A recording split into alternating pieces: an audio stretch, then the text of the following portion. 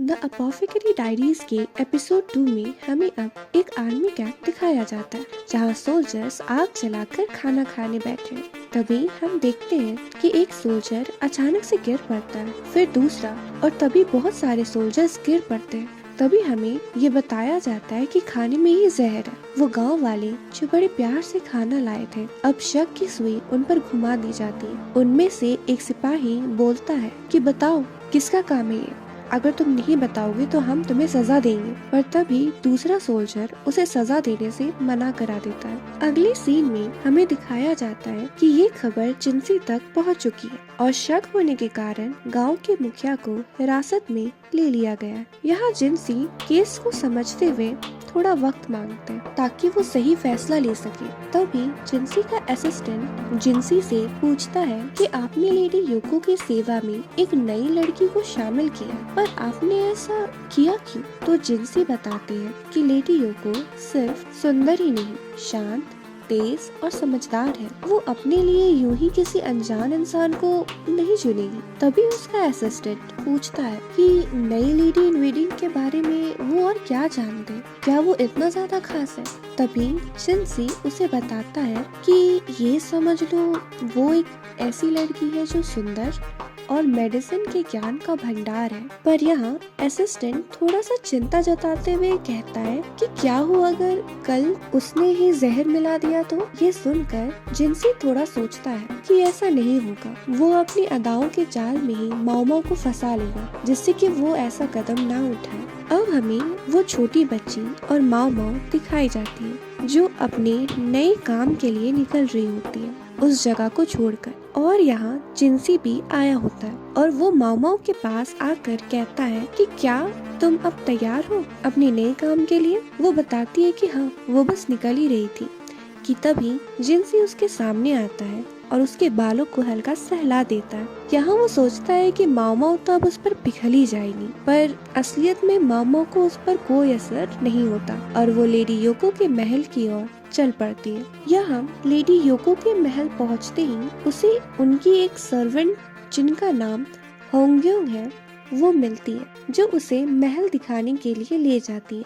सबसे पहले होंग्यांग माओ को लेडी योको के सामने उनके कमरे में ले जाती है, जिसे देख लेडी योको भी बहुत ज्यादा खुश होती है और वो उसका खुले दिल से स्वागत भी करती है। फिर यहाँ होंग्यांग उसे पहले गेस्ट रूम दिखाती है, फिर किचन और आखिर में वो रूम जहाँ सब बैठते हैं। हमें और लेडी इन वेडिंग दिखाई जाती है। सबसे पहले वो सभी अपना इंट्रोडक्शन माओ को देती है। यहाँ माओ भी अपने बारे में उनको बताती है। यहाँ बाकी लेडी इन वेडिंग माओ के हाथ में बंधी हुई पट्टी देख लेती है, जिसे माओ बाद में छिपा लेती है। यहाँ माओ जैसे ही अपने काम की बात करती है, सब उससे आराम करने को कहती है और कहती है कि कल से शुरू करना, चाहे तो और भी आराम कर सकती हो। लेडी योको की सेवा करना हमारा काम है। आपको यहाँ एक अलग या कह सकते हैं कुछ स्पेशल काम करने के लिए बुलाया गया है, जो कि सिर्फ आप ही कर सकती हैं। अब यहाँ इन तीनों लेडी इन वेडिंग को लगता है कि माओ के हाथ में पट्टी होने का कारण शायद उसकी परवरिश बुरी तरह से हुई हो या फिर उसे मजबूरी में ये सब काम करना पड़ा हो, और वो ये सब सोचकर इमोशनल हो जाती है। अब होंग्यांग माओ को अपना कमरा दिखाती है। यहाँ माओ सोचती है कि एक नई लड़की का आना यहाँ के लोगों को खटकना चाहिए, पर वो बाकी लोग उन्हें दया और तरस भरी नजरों से क्यों देख रही थी? और इस सवाल का जवाब हमें अगले सीन में बताया जाता है। वो तरस भरी नजरें तो जहर चखने के लिए थी। यहीं जिंसी बताते हैं कि लेडी योको के खाने से पहले उसे ये खाना टेस्ट करना होगा ताकि ये पता लगा सके कि खाने में जहर है या नहीं। और दूसरी ओर हमें माओ को देखते हैं, जो कि सिर्फ खाने को देखकर ही उसकी आंखें चमक जाती हैं। यहाँ जिंसी बताते हैं कि ये काम बहुत जरूरी है, क्योंकि जब लेडी योको अपनी प्रेगनेंसी पर थी तब उनके खाने में जहर पाया गया था और जिसने भी उसे चखा उन सब की नसें अब काम करना बंद कर चुकी है, जिससे कि वो अपने हाथ पैर भी नहीं हिला पाती। माओ को खाना चखने दिया जाता है। वो देखती है, स्मेल करती है, ना कोई अलग रंग था, ना कोई जहर की खुशबू। खाने के बाद उसका शरीर भी सुन नहीं पा रहा था। तभी वो बताती है कि खाने में जहर नहीं है, आप इसे खा सकते हैं। इतना कहते ही वो अपने बीते दिनों के बारे में सोचती है कि कैसे उसने बहुत अलग तरह के जहर अपने हाथ पर एक्सपेरिमेंट किए हैं। आपको याद होगा वो पट्टी उसके हाथों में, यही कारण था। यही आगे कहती है कि अब कुछ जहर उसके ऊपर काम भी नहीं करते, पर फिर भी अच्छा खाने के लिए मिल रहा है तो वो खुद को खुशकिस्मत समझती है। अगला सीन आता है जहाँ माओ माओ और हंग यांग साथ होते हैं। यहाँ माओ माओ चांदनी के प्लेट में खाना देने का राय देती है ताकि जहर का और अच्छे से पता चल सके। और अब यहाँ सैलरी की बातें डिस्कस हो रही होती है। खतरे उठाने के लिए जितना मिलना चाहिए माओ माओ को उतना ही दिया जाता है। यहाँ वो शुक्रिया कहकर निकल जाती है। अब हमें दिखाया जाता है सुबह का समय। जब भी माओ माओ काम करने की कोशिश करती है, कोई उसे काम करने ही नहीं देता, सब उसे आराम करने के लिए ही कहते हैं। यहाँ माओ माओ भी एक वक्त के बाद परेशान हो जाती है कि वो आराम कितना करे। दिन में उसे बस 2 बार खाना चखने के लिए बुलाया जाता है, तभी उसे बुलाया जाता है और हम एक कमरे में सबको देख रहे होते हैं जिसमें जिनसी भी आया होता है और लेडी योको से पता चलता है कि उसे जिनसी ने ही बुलाया था। तभी जिनसी माओ माओ के सामने एक डिब्बे को खोलकर बाओ, जो कि एक खाने का व्यंजन है, उसे निकालता है और माओ माओ को कहता है कि वो उसे टेस्ट कर बताए कि इसमें जहर है या नहीं। माओ माओ उस बाव को तोड़ती है और स्मेल करती है, थोड़ा देखती है और फिर वो कहती है कि नहीं, इसमें जहर नहीं है, बल्कि इसमें कुछ अलग मेडिसिन मिलाई गई है। तब भी ये सुनकर जिनसी उसे ना खाने का ही फैसला करते हैं। उसके बाद वो एक और सवाल माओ माओ से पूछते हैं कि क्या उसे इस बारे में पता है कि उनके कुछ सोल्जर्स जो कि जंग के लिए गए थे, जब उन्होंने खाना खाया जो कि उनके पास के गांव ने ही भिजवाया था, वो खाना खाने के बाद ही उन्हें अजीब सी बीमारियां, सांस लेने में दिक्कत और उल्टी जैसी चीजें होने लगी। हालांकि इस केस को देखते हुए गांव के मुखिया को हिरासत में ले लिया गया है, पर अभी तक कोई सजा नहीं सुनाया गया उन्हें।